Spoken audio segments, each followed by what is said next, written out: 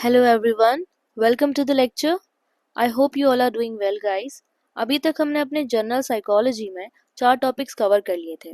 आज हम और टॉपिक्स कवर करेंगे जिनमें हमारा पहला टॉपिक रहेगा एरिक्सन साइको सोशल थ्योरी. फिर हम पढ़ेंगे स्कोप और एप्लीकेशन ऑफ साइकोलॉजी के बारे में. फिर हम पढ़ेंगे ट्रेट थ्योरी ऑफ पर्सनालिटी. ठीक है. And lastly, we will talk about the concepts and stages of Piaget's theory of cognitive development. All right?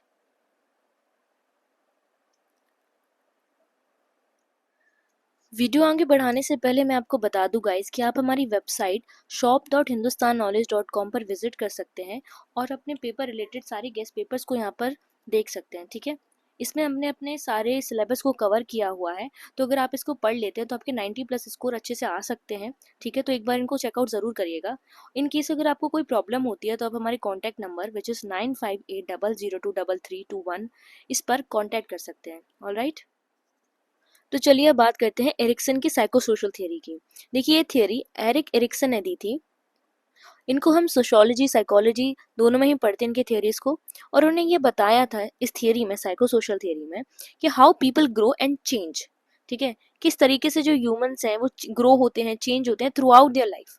बचपन से लेके बुढ़ापे तक क्या क्या चेंजेस आते हैं, क्या क्या ग्रोथ होती हैं, ये सब उन्होंने बताया है. और इसी बेसिस पे उन्होंने 8 स्टेजेस मेंशन किए हैं और हर स्टेज के अपने अपने कॉन्फ्लिक्ट और चैलेंजेस भी उन्होंने बताए. ठीक है. अब आगे देखते हैं की आइडियाज ऑफ द थ्योरी. देखिए एरिक्सन यहाँ पर बताते हैं कि ये जो डेवलपमेंट होती है वो 2 फैक्टर्स की वजह से इन्फ्लुएंस होती है. पहला होता है हमारा साइकोलॉजिकल फैक्टर जिसमें हमारा माइंड इमोशन आता है. ठीक है. और दूसरा होता है सोशल फैक्टर जिसमें रिलेशनशिप और सोसाइटी से रिलेट करके चीजें आती हैं.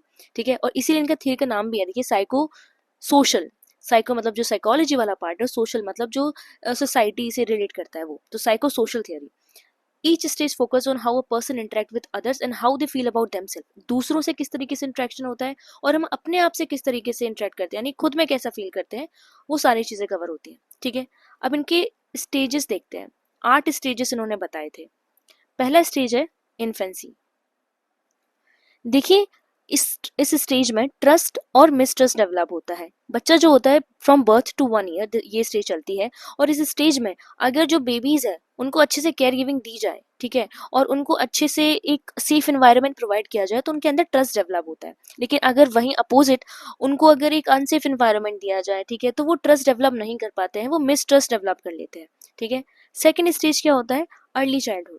इसमें ऑटोनॉमी और शेम डाउट की बात करते हैं. देखिए 1 साल से लेके 3 साल तक का ये स्टेज चलता है और इसमें जो बच्चे होते हैं वो थोड़ा बहुत बोलना चलना सीख लेते हैं. ठीक है.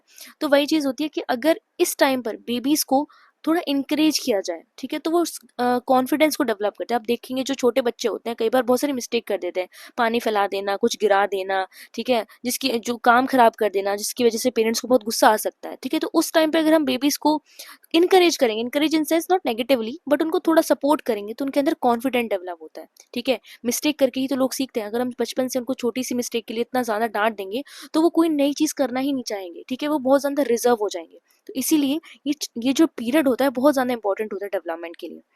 तो अगर हम उनको क्रिटिसाइज करते हैं तो उनके अंदर शेम और डाउट आ जाएगा. ठीक है. थर्ड स्टेज होती है हमारी प्री स्कूल स्टेज.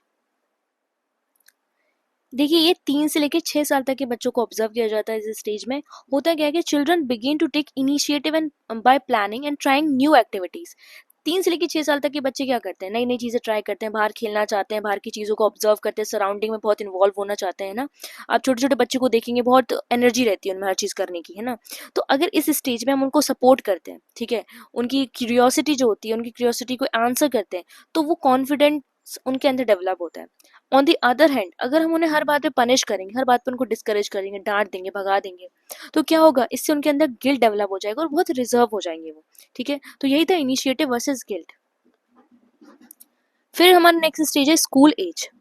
इसमें इंडस्ट्री वर्सेस इंफीरियोरिटी के बारे में हम देखते हैं. देखिए ये हम देखेंगे 6 से 12 साल के बच्चों में ऑब्जर्व होता है ये स्टेज. यहाँ पे children learn skills in school. ठीक है। स्कूल टाइम में क्या होता है, बच्चे नई स्किल देखते हैं, सोशलाइज होते हैं, फ्रेंड्स बनाते हैं, ठीक है। उस टाइम में क्या होता है कि success lead to a sense of achievement school में, ठीक है। उनको कोई प्राइज मिल गया, ठीक है, एग्जाम में अच्छे मार्क्स आ गए, तो उनको बहुत अचीवमेंट फील होती है, ठीक है। और उनके अंदर इंडस्ट्री डेवलप होती है, इंडस्ट्री मतलब एक नाम दे दिया इस अचीवमेंट वाली फीलिंग को। और फेलियर और लैक ऑफ इंकरेजमेंट, लेकिन अगर उसी टाइम पे कोई बच्चा जो है, जो इतना नहीं स्कोर कर पा रहा है या लोगों से बेटर नहीं है, कंपटीशन में पीछे रह जाता है, तो उसके अंदर क्या हो जाएगा, उसके अंदर इन्फीरियोरिटी डेवलप हो जाएगी, वो इन्फीरियर हो जाएगा, ठीक है। एंड ये देखिए, फेलियर और लैक ऑफ इंकरेजमेंट में makes them feel inferior. Alright, फिर नेक्स्ट स्टेज है हमारी एडोलेसेंस।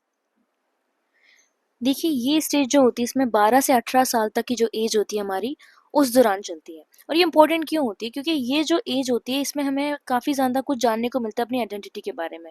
हम क्वेश्चन करते हैं अपनी आइडेंटिटी पे, और हम बहुत ज़्यादा कन्फ्यूजन में रहते हैं उस टाइम पे। इसको बोलते हैं identity crisis. Teenagers try to understand who they are and what they want to be. Success leads to a strong identity while failure causes confusion, ठीक है। तो हम लोग इस टाइम पे, जो एडोलेसेंस एज होती है, इस टाइम पे जो लोग होते हैं वो अपने आप को समझने की कोशिश करते हैं, ठीक है। फिर आते हैं यंग एडल्टहुड स्टेज पे।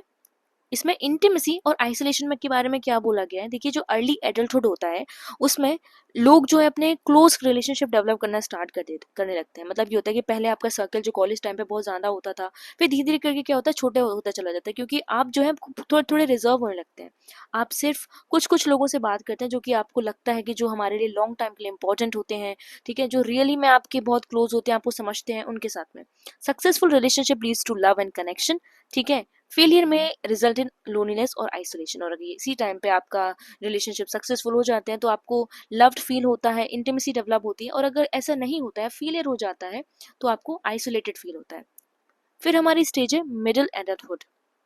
इसमें क्या होता है, जनरेटिविटी वर्सेस स्टेगनेशन। होता ये है कि देखिए, जब आप एक एडल्ट हो जाते हैं, तो आप सोसाइटी में कंट्रीब्यूट करते हैं, आप काम पे जाते हैं, आप जॉब पे जाते हैं, परिवार को संभालते हैं, आप दूसरों की हेल्प करते हैं, ठीक है। आप एक तरीके से आप बोल सकते हैं, आप लीड रोल प्ले कर रहे हैं सोसाइटी में, ठीक है, उस एज के दौरान। अगर इस एज में आपको यूजलेस फील आ रही है, ठीक है, आपको लग रहा है कि नहीं, आप अनएम्प्लॉयड हैं, या फिर आपको किसी भी तरीके की फील आ रही है कि आप प्रोडक्टिविटी नहीं निकाल पा रहे हैं अपनी लाइफ से, तब आपको स्टेगनेशन वाली फील आ जाती है, ठीक है। तो यही मतलब था इसका, जनरेटिविटी का और स्टेगनेशन का, ठीक है। फिर हमारा लास्ट स्टेज है लेट एडल्टहुड। इसमें इंटेग्रिटी और डिस्पेयर के बारे में बताया गया है। देखिए फीलिंग ऑफ इंटेग्रिटी आपको तब आती है जब आप अपनी लाइफ को, जब आप ओल्ड एज में क्या होता है ना, लोग अपनी लाइफ को देखते हैं पुराना, कि देखिए मैंने इस तरीके से अपनी लाइफ जी है। और अगर उनको लगता है कि हाँ ठीक है, मेरी लाइफ काफ़ी सेटिस्फाइड थी, मैंने अच्छे काम किए हैं, एवरीथिंग वेंट वेल वाली चीज़ उनको अगर फील आती है, तो उसको इंटेग्रिटी बोलते हैं। डिस्पेयर क्या होता है, डिस्पेयर में वो अपने आप से, अपनी लाइफ से सेटिस्फाइड नहीं होते फुल्ली। उनको लगता है यहाँ पे बहुत सारी अपॉर्चुनिटीज़ थी जो मैंने मिस कर दी, या फिर मेरी लाइफ और बेटर हो सकती थी, तो ये वाली फील को हम डिस्पेयर बोल देते हैं, ठीक है। तो लेट एडल्टहुड में यही दो फीलिंग बचती हैं, कि या तो इंटेग्रिटी आपको फील हो रही होती है, या फिर डिस्पेयर। तो कंक्लूजन में क्या है, देखिए एरिक्सन यहाँ पे यही बता रहे हैं कि जो ह्यूमन डेवलपमेंट होती है ना, वो एक लाइफ लॉन्ग प्रोसेस है, ठीक है। Each stage is important. Success and successfully solving the challenge lead to a healthy and balance personality, ठीक है। This theory help us understand how experiences at different age shapes who we are. हम जो हैं वो हमारे experiences के through shape होता है। ऑलराइट, तो चलिए नेक्स्ट टॉपिक पे आते हैं। Discuss in detail the scope and application of psychology. देखिए psychology is the scientific study of human behaviour and mental processes, ठीक है। देखिए साइकोलॉजी में हम बेसिकली क्या पढ़ते हैं कि जो इंसानी बिहेवियर है, ठीक है, मेंटल प्रोसेसेस हैं, उसको हम साइंटिफिकली पैटर्न वे में अंडरस्टैंड करने की कोशिश करते हैं, ठीक है। हम समझने की कोशिश करते हैं कि जो हम सोचते हैं, हम एक्ट करते हैं, हम जो फील कर रहे होते हैं, उनके रीज़न क्या है, ठीक है। और कभी कभी क्या होता है कि सेम सिचुएशन में अलग अलग तरीके के लोग अलग अलग तरीके से रिएक्ट करते हैं, उसके पीछे क्या रीज़न हो सकता है, ठीक है। तो ये साइकोलॉजी में हम सब पढ़ते हैं। और साइकोलॉजी का जो स्कोप है, scope of psychology is very wide. Wide है क्योंकि भाई देखिए, अलग अलग सब्जेक्ट के थ्रू ये लिंक करता है। हम चाहे एजुकेशन की बात करें, हेल्थ की बात करें, बिजनेस की बात करें, सोशल रिलेशन की बात करें, सोशोलॉजी की भी बात करें, वहाँ पे भी हम साइकोलॉजी पढ़ते हैं, ठीक है। अब आते हैं स्कोप ऑफ साइकोलॉजी को थोड़ा इन डेप्थ समझने की कोशिश करते हैं। पहला है हमारा स्टडी ऑफ बिहेवियर, कि psychology studies both observable action and internal processes.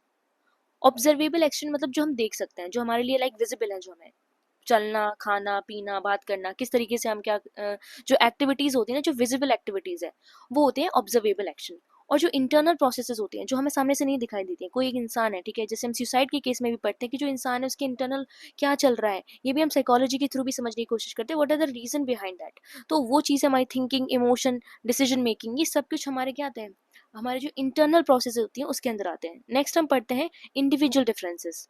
देखिए, it explains why people behave differently in the same situation. कि एक ही सिचुएशन है, एक ही सिचुएशन में कोई एक इंसान मान के चलिए बहुत काम तरीके से रिएक्ट कर रहा है, और कोई इंसान जो है बहुत ज्यादा फ्यूरियस वे में रिएक्ट कर रहा है। तो इसके पीछे क्या रीजन हो सकते हैं, इसको भी समझने की कोशिश करता है साइकोलॉजी।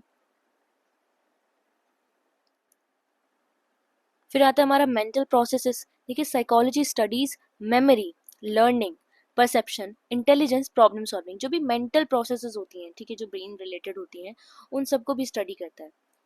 फिर ह्यूमन डेवलपमेंट, ये भी इम्पोर्टेंट है, क्योंकि किस तरीके से जो ह्यूमन डेवलपमेंट होती है, किस तरीके से how a human grows and changes through out their life time, ठीक है, चाहे उनका फिजिकल डेवलपमेंट हो, इमोशनल डेवलपमेंट हो, सोशल डेवलपमेंट हो, ये सारे इंक्लूड होते हैं साइकोलॉजी में। फिर एबनॉर्मल बिहेवियर जैसे कि देखिए, मेंटल हेल्थ इश्यूज आज के टाइम पे हम लोग बहुत पढ़ते हैं, जानते हैं, बहुत अवेयरनेस है इस चीज़ के बारे में, ठीक है, साइकोलॉजी इनको भी कवर करता है। एंग्जाइटी के बारे में, डिप्रेशन के बारे में, या अदर जो मेंटल डिसऑर्डर्स होते हैं, उनको भी ये डिटेल में पढ़ने की कोशिश करता है। अब हम आते हैं थोड़ा एप्लीकेशन ऑफ साइकोलॉजी के बारे में पढ़ते हैं। देखिए, psychology is very useful in real life, its application includes, अब एक एक करके इनकी सारी एप्लीकेशन हम पढ़ते हैं। पहली एप्लीकेशन है एजुकेशन में। देखिए, एजुकेशन की फील्ड में साइकोलॉजी हमें हेल्प करता है कि जो टीचर और स्टूडेंट है ना, उनके बीच में थोड़ी अच्छी अंडरस्टैंडिंग डेवलप हो पाए, ठीक है। इससे क्या होगा कि हमारी जो टीचिंग मेथड है, लर्निंग स्टाइल है, और स्टूडेंट मोटिवेशन है, उसमें इंप्रूवमेंट आएगी, ठीक है। तो जो ओवरऑल क्लासरूम की जो इफिशियंसी होती है ना, वो बेटर होगी। फिर हम बात करते हैं हेल्थ एंड मेडिसिन पे। देखिए, health psychology helps people maintain a healthy lifestyle. आज की लाइफस्टाइल में क्या होता है कि डिप्रेशन, एंग्जाइटी जैसी चीज़ें बहुत कॉमन होती चली जा रही है, लाइफस्टाइल ही हमारा ऐसा है। तो इस टाइम पे अगर हम हेल्थ साइकोलॉजी को थोड़ा अंडरस्टैंड करने की कोशिश करेंगे, तो इन जो सारी प्रॉब्लम्स है, ये स्ट्रेस, डिप्रेशन, एंग्जाइटी, इनको अच्छे से कोप कर पाएंगे। थर्ड हमारा है work place, industrial organisational psychology. देखिए, इसमें क्या होता है, it is used in offices and industries to improve employees performance. देखिए, ऑफिस और वर्क प्लेस में क्या होता है, जब हम इन चीज़ों को बेटर अंडरस्टैंड करते हैं, साइकोलॉजी को अंडरस्टैंड करते हैं, ठीक है, तो क्या होता है, जो एम्प्लॉयज़ हैं, उनको उनकी जो एफिशिएंसी उनको बेटर कर पाते हैं, ठीक है, उनको जो जॉब सेटिस्फेक्शन है वो मिल पाता है अपने उससे, और टीम वर्क भी हमारा स्ट्रांग होता है। It helps in selecting the right employ and creating a positive work environment, ठीक है। फिर बात करते हैं क्लिनिकल एंड काउंसलिंग फील्ड्स। अब यहाँ पर हमारे जो क्लिनिकल साइकोलॉजिस्ट होते हैं ना, वो डायग्नोस करते हैं मेंटल डिसऑर्डर को, मेंटल डिसऑर्डर को ही ट्रीट करते हैं। वेरेज जो हमारे काउंसलर्स होते हैं ना, वो थोड़े जो पर्सनल प्रॉब्लम होती हैं लोगों की, जैसे कि स्ट्रेस ले लेना, या फिर रिलेशनशिप जो स्ट्रेस होता है वो, करियर चॉइसेस, इन सब चीज़ों को लेकर हेल्प करते हैं वो लोगों की, ठीक है। तो क्लिनिकल जो साइकोलॉजिस्ट हैं उनका काम अलग होता है, और जो काउंसलर्स होते हैं उनका काम अलग होता है, ठीक है। फिर बात करते हैं स्पोर्ट्स की। देखिए, sports psychology helps athletes improve focus, confidence and performance. तो इवन एथलीट मतलब स्पोर्ट्स के एरिया में भी देखिए, साइकोलॉजी की हेल्प ली जाती है, ताकि जो एथलीट्स होते हैं उनका फोकस, कॉन्फिडेंस और परफॉर्मेंस को इम्प्रूव किया जा सके, ठीक है। फिर सोशल लाइफ की बात करते हैं। इसमें psychology helps us understand social behaviour, relationship, group dynamics and communication. देखिए, सोसाइटी में सोशल लेवल पे अगर हम देखें ना, तो हम सोशल बिहेवियर्स को समझने के लिए, किस तरीके से रिलेशनशिप चलते हैं, वो ग्रुप्स, अलग अलग ग्रुप्स की जो डायनेमिज्म होते हैं, उन चीज़ को अंडरस्टैंड करने के लिए, कम्युनिकेशन बेटर करने के लिए, यहाँ पर भी हम साइकोलॉजी का काफ़ी अच्छे से यूज़ करते हैं। फिर देखिए, लॉ एंड क्रिमिनल जस्टिस में क्या होता है, जो फोरेंसिक साइकोलॉजी, इसको देखिए फोरेंसिक साइकोलॉजी नाम से जानते हैं। इसमें जो क्रिमिनल बिहेवियर होता है ना, उसको थोड़ा समझने की कोशिश की जाती है कि जो क्राइम्स होते हैं, जो क्रिमिनल क्राइम कर रहे होते हैं, what is the reason behind it, उसके पीछे का कारण जानने की कोशिश करते हैं, उसके पीछे की साइकोलॉजी जानने की कोशिश करते हैं, ठीक है। तो कंक्लूजन भी यही है कि देखिए, साइकोलॉजी का हमने अभी पढ़ा कि साइकोलॉजी का कितना वाइड स्कोप है, ठीक है, अलग अलग फील्ड में साइकोलॉजी को समझा जाता है, ठीक है, और जो चीज़ें उससे इंप्रूव करी जाती हैं। It plays an important role in improving individual lives in society as a whole. By understanding human behaviour, psychology helps people live happier, healthier and more successful lives. ठीक है, फिर हम बात करते हैं अपने नेक्स्ट टॉपिक की, which is explain trait theory of personality. देखिए सबसे पहले समझते हैं कि ट्रेड्स क्या होते हैं। देखिए ट्रेड्स को हम ऐसे बोल देते हैं कि बेसिक यूनिट ऑफ पर्सनालिटी। मैं आपको सिंपल बता देती हूँ कि ट्रेड्स का मतलब होता है कुछ ऐसी हैबिट्स, लॉन्ग टर्म हैबिट्स या फिर आदतें जो लोगों की ना बहुत लंबे समय तक सेम ही रहती हैं, कांस्टेंट रहती हैं। फॉर एग्जांपल अगर एक इंसान है जो रिजर्व्ड है, ठीक है, तो वो जो अपने फ्रेंड के साथ में भी होगा ना, तो तब वो थोड़ा बहुत ज्यादा बातें करता हुआ दिखेगा, लेकिन ओवरऑल अगर हम उसको देखें एक लंबे टाइम के लिए तो वो चुपी चाप रहता होगा, है ना। वेरेज अगर एक दूसरा इंसान है जो बहुत ज्यादा वर्बोस है, बहुत ज्यादा बातें करता है, बहुत टॉकेटिव है, तो वो मोस्ट ऑफ द सिचुएशन आपको उसी तरीके से बिहेव करता हुआ मिल जाएगा। तो इन सब जो आदतें होती है ना इंसानों की, उनको ही हम ट्रेड्स बोलते हैं। तो describe how a person usually behave. और जब हमें लोगों के ट्रेड पता होते हैं कि ये चुपचाप रहने वाला है या फिर ज्यादा बात करने वाला है, तो इन ट्रेड के बेसिस पर हम उनके जो बिहेवियर्स है ना, कि इस सिचुएशन में ये कैसे बिहेव करता है। फॉर एग्जाम्पल अगर कहीं लड़ाई हो जाती है और हम दो लोगों के बारे में जानते हैं, मान के चलिए यहाँ पे फाइट हो गई, ठीक है, और हम दो लोगों को जानते हैं, एक इंसान जो है बहुत काम उसका ट्रेट है और दूसरा जो है बहुत ज्यादा एग्रेसिव है, ठीक है। अभी जो काम वाला बंदा है, क्योंकि हमें इसकी ट्रेट पता है, ही इज नॉर्मली काम, तो ये इस फाइट में ज्यादा इंटरफेयर नहीं करेगा। हम इसके इनके बिहेवियर को प्रेडिक्ट कर रहे हैं, ठीक है। बल्कि जो एग्रेसिव वाला होगा ये बहुत ज्यादा इंटरेस्ट ले सकता है फाइट में, ठीक है। अगर इसकी बात होगी तो ये लड़ जाएगा, हो सकता है ऐसे। तो अब ये हो या ना हो ये डिपेंड करता है सिचुएशन पे, बट हम इनके इन ट्रेड्स के बेसिस पर हम ये अंदाजा लगा सकते हैं कि क्या हो सकता है, ठीक है। तो यही ट्रेड्स है हमारे। उसके बाद देखेंगे for instant a person who is honest will generally tell the truth in most situation, not always. यहाँ पे प्रिडिक्टेबिलिटी वाला सेंस आ रहा है कि मोस्ट सिचुएशन में हो सकता है, ठीक है। Trade theory believes that by understanding a person trade we can predict their behaviour, ठीक है। वही चीज है कि देखिए ट्रेड को हम समझ जाएंगे ना, तो उनकी प्रिडिक्शन कि वो क्या किस तरीके से बिहेव करेगा किन सिचुएशंस में, वो इजी हो जाता है हमारे लिए। Trades are not temporary moods. और ये ट्रेड्स का मतलब ये नहीं है कि कोई टेम्पररी आपकी हैबिट है, ठीक है, तो उसको हमने ट्रेड्स में काउंट कर लिया। ट्रेड्स जो होती है वो लॉन्ग लास्टिंग क्वालिटीज होती हैं, ठीक है। जैसे मैंने बताया कोई रिजर्व है और कोई ज्यादा एग्रेसिव है, तो ये लॉन्ग लास्टिंग क्वालिटीज होती है जनरली। अब देखते हैं कि trade theory of personality is an approach in psychology that focus on identifying and measuring the stable characteristics or trait that makes a person's personality। वही चीज बताए कि देखिए एक इंसान की पर्सनालिटी, फॉर एग्जांपल मैं बोलूं कि this person A is very honest, तो ये जो मैंने इसके बारे में बताया है, इसकी जो पर्सनालिटी मैंने बताई है बहुत ज्यादा ऑनेस्ट है, ठीक है, तो मैंने इसके ट्रेड्स को देखकर ही ये चीज बोली होगी, ठीक है। और ट्रेड्स क्या होते हैं, स्टेबल कैरेक्टरिस्टिक्स होते हैं किसी भी इंसान की। अ trait is a consistent way of thinking, feeling and behaving. मतलब ये है कि ये जो इंसान है ये कोई फेक नहीं कर रहा है चीजें, ठीक है, फेक शो नहीं कर रहा है कि that he is honest, but इसकी ये जो चीज है ना ये थोड़ी कंसिस्टेंट वे है कि किस तरीके से सोचता है, ये उसी तरीके से फील करता है, उसी तरीके से बिहेव करता है ना, तब जाके पर्सनालिटी डेवलप होती है। For example some people are naturally friendly while others may be more reserved. These pattern remain fairly stable over time and across different situation। तो किसी भी सिचुएशन में इसको ले जाओ, ठीक है, मोस्ट ऑफ द टाइम ये अपना जो ऑनेस्ट बिहेवियर है ना उसको ही प्रिवेल करेगा, क्योंकि ये इसका ट्रेट ही है, ठीक है।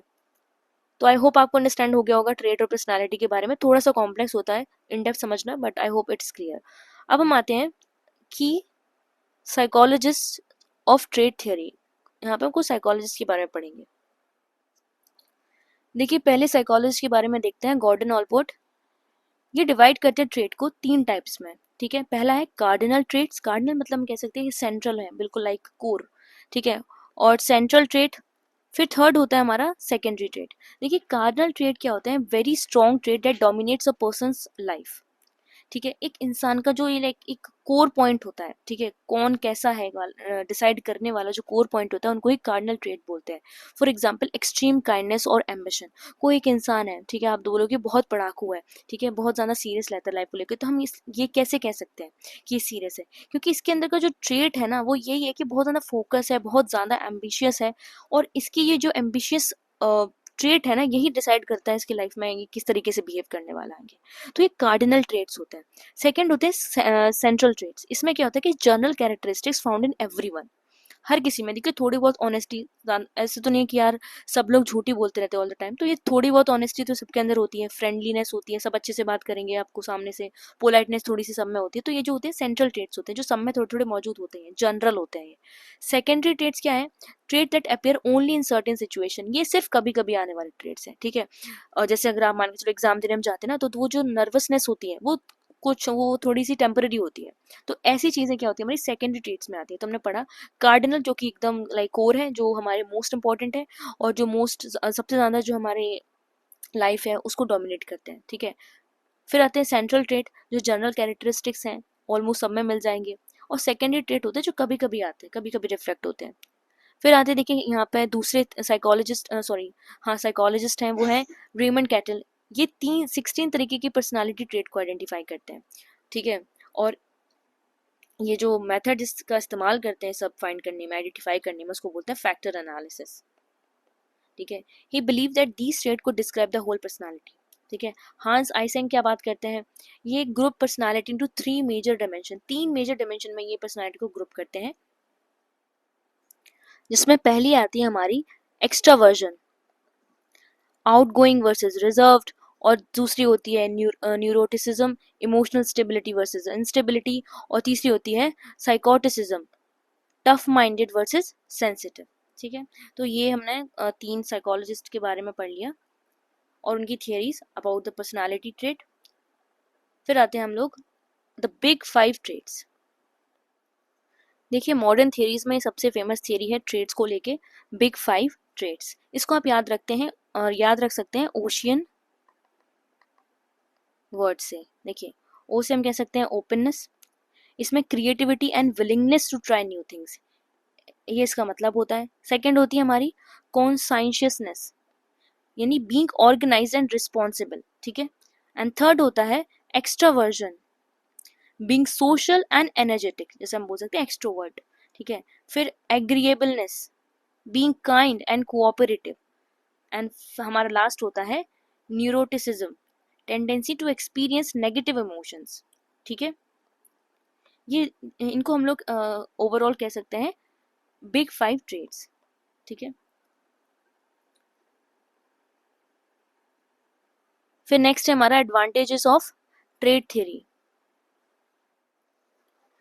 देखिए ट्रेड थियरी जो होती है ना, ये हमको हेल्प करती है कि हम अपने जो पर्सनालिटी जो है ना उसको अच्छे से समझ पाए। किसी की भी पर्सनालिटी समझने के लिए उसके ट्रेड के बारे में जानना, ठीक है, ये बहुत इंपॉर्टेंट हो जाता है। हेंस हमारे लिए ट्रेड थियरी भी बहुत इंपॉर्टेंट हो जाती है, ठीक है।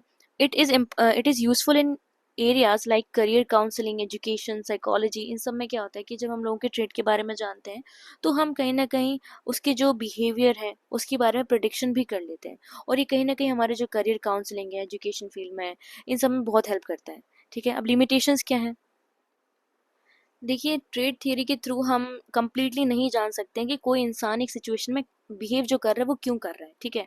ट्रेड थियरी सिर्फ हमें हेल्प करती है समझने के लिए कि क्या क्या पॉसिबिलिटीज हो सकती हैं, एंड प्रिडिक्शन के लिए काम करता है बस, ठीक है। We are not so sure कि हाँ इसी वजह से हो सकता है और ऐसे ही रिएक्ट करेगा। It focuses more on description than explanation, सिर्फ डिस्क्राइब ज़्यादा करता है, एक्सप्लेन कम करता है, या फिर टू सम एक्सटेंड एक्सप्लेन करता है, नॉट फुल्ली।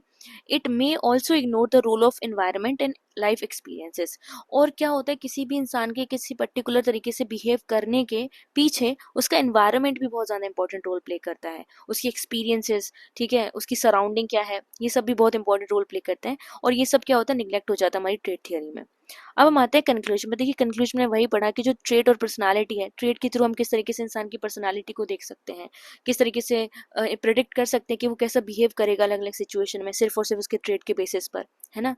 और इससे क्या होगा कि हम कंपेयर कर सकते हैं अलग अलग इंडिविजुअल्स को बेस्ड ऑन देयर ट्रेड, ठीक है। Although it has some limitation, it remains one of the most important widely used theories in personality psychology. तो पूरी पर्सनालिटी साइकोलॉजी को समझने के लिए ये जो ट्रेड थियरी होती है बहुत ज़्यादा इंपॉर्टेंट हो जाती है, ठीक है। अब हमारा जो लास्ट टॉपिक है इट इज की concepts and stages of Piaget's theory of cognitive development. देखिए जीन पियाजेट की जो थियरी ऑफ कॉग्निटिव डेवलपमेंट है ना, ये एक्सप्लेन करती है कि किस तरीके से जो बच्चे हैं वो चीज़ों को सीखते हैं, समझते हैं, जैसे जैसे वो बड़े होते जाते हैं, है ना। और इसमें जीन पियाजेट ये बताते हैं कि जो चिल्ड्रंस होते हैं ना वो कोई पैसिव लर्नर्स नहीं होते। पैसिव लर्नर्स का मतलब ये कि जिनको जैसा बता दो वो वैसा सीख जाते हैं, कोई क्वेश्चन नहीं करते हैं, है ना। यहाँ पे जीन पियाजेट ये बोलते हैं कि जो चिल्ड्रंस होते हैं वो एक्टिवली एक्सप्लोर करते हैं, चीज़ों को अंडरस्टैंड करते हैं, ठीक है। मतलब ये कि उन बच्चों में जो है ना वो क्यूरियोसिटी होती है, क्वेश्चन करते हैं वो चीज़ों को, ऐसे ही नहीं सीख लेते हैं। तो वही चीज़ उन जीन पियाजेट ने भी बताई थी। और जो चिल्ड्रंस होते हैं उनकी थिंकिंग जो होती है वो स्टेज्ड होती है, मतलब स्टेजेस में डेवलप होती है, और हर स्टेज के अपने अपने कैरेक्टरिस्टिक्स होते हैं। अब पढ़ लेते हैं थोड़ा की कॉन्सेप्ट ऑफ पियाजेट थ्योरी। देखिए पहला आता है हमारा स्केमा। स्केमा क्या होता है? देखिए schema is a mental framework और pattern that helps a child organise and understand information. Simple language में समझिए कि स्केमास क्या होते हैं। देखिए स्केमास का मतलब ये होता है कि आपका जो ब्रेन है, ठीक है, ब्रेन में क्या होता है कि जो इन्फॉर्मेशन आपकी स्टोर है ना, वो ऐसे ही रैंडमली स्टोर नहीं है, ठीक है, वो कुछ पैटर्न के बेसिस पे स्टोर होती है, ठीक है, कैटेगराइजेशन होता है आपके दिमाग में, ठीक है। तो जैसे आपको नॉलेज मिली कि आपको डॉग के बारे में पता चला, तो आप कैटेगरी आप क्रिएट कर लेंगे दिमाग में कि ठीक है, डॉग के 4 लेग होते हैं, एक पूंछ होती है, इस तरीके का दिखता है, फरी एनिमल होता है, तो आप उसको एक अपने दिमाग में इस पैटर्न इन्फॉर्मेशन के साथ स्टोर करेंगे कि हाँ dog equal to fur equal to 4 leg, इस तरीके से। समझ में आ रही है बात? तो ये हमारा स्केमा होता है। अब आते हैं एसिमिलेशन पे। देखिए assimilation occurs when a child uses an existing schema to understand new information. मतलब ये, मैंने जैसे आपको पिछले एग्जाम्पल में बताया कि एक चाइल्ड है जब वो डॉग को देखता है, ठीक है, तो अपने दिमाग में एक इन्फॉर्मेशन स्टोर कर लेता है कि डॉग हैज 4 लेग 1 टेल, तो ये कुत्ता हो गया, ठीक है। अब वो क्या करेगा, ये जो इसके दिमाग में इन्फॉर्मेशन है, अब ये इस इन्फॉर्मेशन का यूज करेगा नई नई चीजों को सीखने के लिए। कैसे? एग्जाम्पल के तौर पे अब इस बच्चे के सामने काऊ आ जाती है, ये इसके लिए एक नई इन्फॉर्मेशन, इसने काऊ पहले नहीं देखी थी, इसने सिर्फ डॉग देखा था। अब जब इसने काऊ देखी तो इसने ऑब्जर्व किया इसके पास में 4 लेग है, ठीक है, एक टेल है, 2 कान है, और इसको ये जो इन्फॉर्मेशन मिली है ना नई, इसको सिमिलर लग रहा है जो इसकी स्टोर्ड इन्फॉर्मेशन है, मतलब ये इसके दिमाग में पहले से जो कुत्ते की इन्फॉर्मेशन थी वो इसको सिमिलर लग रही है काऊ की इन्फॉर्मेशन से। तो ये क्या कंसीडर करेगा कि काऊ इज इक्वल्स टू डॉग। तो इसने जो कंक्लूजन निकाला है कि काऊ इक्वल टू डॉग, ये अपनी एग्जिस्टिंग स्केमा के बेसिस पे ही तो निकाला है, इसके दिमाग में जो स्टोर्ड इन्फॉर्मेशन थी उसी के बेसिस पे तो निकाला है। तो इसी को हम बोलते हैं एसिमिलेशन। ऑलराइट, अब हम बात करते हैं एकोमोडेशन की। देखिए accommodation happens when child changes their schema, okay, after learning new information. वही पिछला एग्जाम्पल देखते हैं कि इसने क्या देखा, काऊ देखा, और काऊ को डॉग के इक्विवेलेंट रख दिया कि ठीक है काऊ इक्वल टू डॉग, क्योंकि इसकी भी 4 लेग है और एक पूंछ है। पर अब इसको बताया जाएगा कि नहीं ये अलग अलग है, ठीक है, हम थोड़े और डिफरेंसेस देंगे कि काऊ डॉग के इक्वल क्यों नहीं है। अब ये जो इसका पुराना स्केमा था ना, जहाँ पे ये स्टोर इन्फॉर्मेशन थी कि जिस किसी के भी 4 लेग हैं एक पूंछ है वो कुत्ता होता है, अब ये क्या हो जाएगा, ये चेंज हो जाएगा, क्योंकि अब इसे पता है कि डिफरेंसेस क्या क्या आ गए हैं काऊ और डॉग के बीच में, ठीक है। तो ये एकोमोडेशन का मतलब ही ये होता है कि हमारा जो एग्जिस्टिंग नॉलेज इन्फॉर्मेशन था, इसको हम स्केमा बोलते हैं, वो चेंज हो जाता है जब हमारे सामने नई इन्फॉर्मेशन आती है। ऑलराइट, नेक्स्ट है हमारा इक्विलिब्रेशन। देखिए इसको हम ऐसे समझ सकते हैं कि ये जो इक्विलिब्रेशन है वो एक बैलेंस क्रिएट करता है बिटवीन एसिमिलेशन एंड एकोमोडेशन। देखिए एसिमिलेशन जो हमारा एग्जिस्टिंग स्केमा था, ठीक है, उसको हम बोल देते हैं, और उसके बेसिस पे हम जो नई इन्फॉर्मेशन को जज करते हैं उसको बोल देते हैं। एकोमोडेशन में हम क्या करते हैं, अपने जो एग्जिस्टिंग स्केमा उसको चेंज करें। तो यहाँ पर क्या हो रहा है, यहाँ पर ट्रांजिशन ही तो हो रहा है। हम जो पहले जानते थे और जो अब हम चीज़ें सीख रहे हैं उसके बीच का ट्रांजिशन, और इसके बीच में जो बैलेंस बैठता है ना उसी को हम इक्विलिब्रेशन बोल देते हैं। ऑलराइट, अब हम आते हैं स्टेजेस ऑफ कॉग्निटिव डेवलपमेंट पे। तो पहला स्टेज हमारा होता है सेंसरी मोटर स्टेज। ये बर्थ से 2 साल तक के बच्चों के बीच में हम लोग बोल देते हैं कि स्टेज रहता है। इसमें क्या होता है, जो इन्फेंट्स होते हैं ना, they learn through their senses and actions, ठीक है, by like touching seeing and moving, ठीक है। तो ये अपने अलग अलग सेंसेस का इस्तेमाल करके अपने सराउंडिंग को ऑब्जर्व करते हैं और चीज़ों को सीखते हैं, ठीक है। They gradually understand that objects still exist even when they are not visible. Even when they are not visible, जब ऑब्जेक्ट दिखते नहीं है तब भी वो एग्जिस्ट करते हैं, और ये उनको कैसे सीखते हैं, थ्रू देयर सेंसेस, ठीक है। सेकेंड स्टेज है हमारा प्री ऑपरेशनल स्टेज। ये रहता है 2 साल से 7 साल के बच्चों का स्टेज चलता है ये। इसमें क्या होता है, children in this age start using language and imagination, ठीक है। तो थोड़ा बहुत देखिए, आप भी जानते हैं 2 से 7 साल के बच्चे समझदार हो जाते हैं, थोड़े बहुत तो सीखने लगते हैं चीज़ों को, ठीक है, भाषा उन्हें आ जाती है, इमेजिनेशन स्टार्ट कर देते हैं, स्टोरीज रीड करना, राइट, ये सारी चीज़ें। However there thinking is not yet logical. अभी भी 7 साल का बच्चा कोई समझदार बच्चा नहीं होता है इतना ज़्यादा, उसको इतना ज़्यादा लॉजिक नहीं लगा पाता चीज़ों में। They are egocentric. ईगोसेंट्रिक का मतलब ये है कि वो अभी जो उनकी नॉलेज है, जो उनका हम स्कैमा हम बोल सकते हैं, जिनकी नॉलेज है वो लिमिटेड है, ठीक है। और वो जो दूसरों के पॉइंट ऑफ व्यूज होते हैं, दूसरों की जो दी हुई नॉलेज है उसको समझने में बहुत थोड़ा परेशानी होती है उनको, ठीक है, वो अच्छे से समझ नहीं पाते हैं, और वो सोचते हैं कि ठीक है मेरा जो नॉलेज है वही नॉलेज है। Okay, they also focus on one aspect of a situation at a time. तो सिचुएशन की सिर्फ एक ही एस्पेक्ट के बारे में देख पाते हैं, इतने अच्छे से बेटर अंडरस्टैंडिंग नहीं क्रिएट कर पाते उस चीज़ों को लेके। ऑलराइट, फिर हमारा है कंक्रीट ऑपरेशनल स्टेज। ये 7 साल से 11 साल के बच्चों में हम देख सकते हैं। इसमें क्या होता है, देखिए इस स्टेज में जो बच्चे होते हैं वो लॉजिकल थिंकिंग लगाना स्टार्ट कर देते हैं, ठीक है, specially concrete object and events को लेकर। कंक्रीट मतलब क्या होता है, देखिए कंक्रीट का मतलब होता है जो रियल वर्ल्ड वाली चीज़ें होती हैं, जिस जिन्हें हम देख सकते हैं, जिनको बेहतर समझ सकते हैं, ठीक है। और एब्स्ट्रैक्ट क्या होती हैं, देखिए एब्स्ट्रैक्ट जो चीज़ें होती हैं वो हम कह सकते हैं थोड़ा इनविजिबल होती हैं, इंटेंजिबल होती हैं, जिनको हम छू और देख नहीं सकते हैं, और जो थोड़ा सा हमारे लिए समझना मुश्किल हो जाता है क्योंकि हम सामने सामने उन चीज़ों को देख नहीं सकते। फॉर एग्जाम्पल मैं बोल दूँ फ्रीडम, फ्रीडम एक एब्स्ट्रैक्ट चीज़ है, ठीक है, हम इसको सामने से देख नहीं सकते, किसी चीज़ को बोल के नहीं बोल सकते कि ठीक है दिस इज समथिंग प्रेजेंट, इसको हम फ्रीडम बोल दें। तो फ्रीडम क्या है, फ्रीडम एक एब्स्ट्रैक्ट चीज़ है। कंक्रीट बोल सकते हैं कि ठीक है दिस इज अ फोर्ट, ठीक है, ये कोई फोर्ट है, this is cow, this is dog, ये कंक्रीट ऑब्जेक्ट हो जाते हैं, इसी को कंक्रीट नॉलेज बोल देते हैं, ठीक है। तो ये थे कंक्रीट और एब्स्ट्रैक्ट। तो अभी हम कहाँ थे, हाँ, they understand the concept of conservation,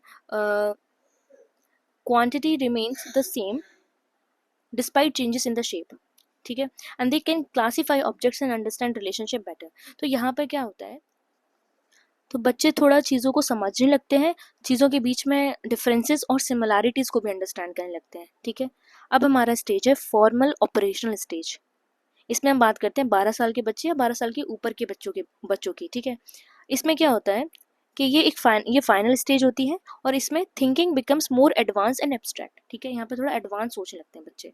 adolescents can solve complex problem, think logically and consider different possibilities. They can also think about future situation and moral issues, ठीक है, जो बेस्ड ऑन जो भी उनके पास में इंफॉर्मेशन होती है उसकी बेसिस पर वो फ्यूचर सिचुएशन के बारे में भी सोच लगते हैं, मोरल इशूज के बारे में सोच लगते हैं, ठीक है। तो कंक्लूजन हमारा यही है कि जो पियाजेट की थियरी है ना, पियाजेट की थियरी ये बताती है कि किस तरीके से जो बच्चे हैं वो डेवलप करते हैं, उनकी जो थिंकिंग है वो स्टेप बाय स्टेप डेवलप होती है, ठीक है। और अगर हम इसको बेहतर समझ लेते हैं ना, तो जो टीचर्स हैं और जो पेरेंट्स हैं उनकी हेल्प होगी कि वो अपने बच्चों को एक बेटर अंडरस्टैंडिंग दे पाए, ठीक है, एक बेटर लर्निंग दे पाए। और यही यहाँ पे लिखा हुआ है कि देखिए each stage builds on previous one. Her stage जो है, जो भी हमने स्टेजेस पढ़े पियाजेट की थियरी में, एक स्टेज पुराने वाले स्टेज से ही बना हुआ है, ठीक है, डेवलप हुआ है। और childrens learn best when teaching matches their level of thinking. This theory is important for teachers and parents to support childrens learning effectively. तो यही चीज़ हमने अभी पढ़ी थी। ऑलराइट गाइस, तो हमने अपने सारे टॉपिक कवर कर लिए हैं अभी। तो अगर आपको वीडियो अच्छा लगा हो तो वीडियो को लाइक करिएगा, कमेंट्स में आप अपने डाउट्स पूछ सकते हैं, और ध्यान से आप हमारे टेलीग्राम चैनल को ज्वाइन कर लेना। चैनल की लिंक आपको डिस्क्रिप्शन में मिल जाएगी, तो वो ध्यान से ज्वाइन कर लेना, क्योंकि हमारी जो सारी डिटेल्स हैं, क्लासेस की टाइमिंग्स हैं, वो सारी टेलीग्राम चैनल पे ही जाती हैं, तो उसको ध्यान से ज़रूर ज्वाइन कर लेना। Okay guys, thank you.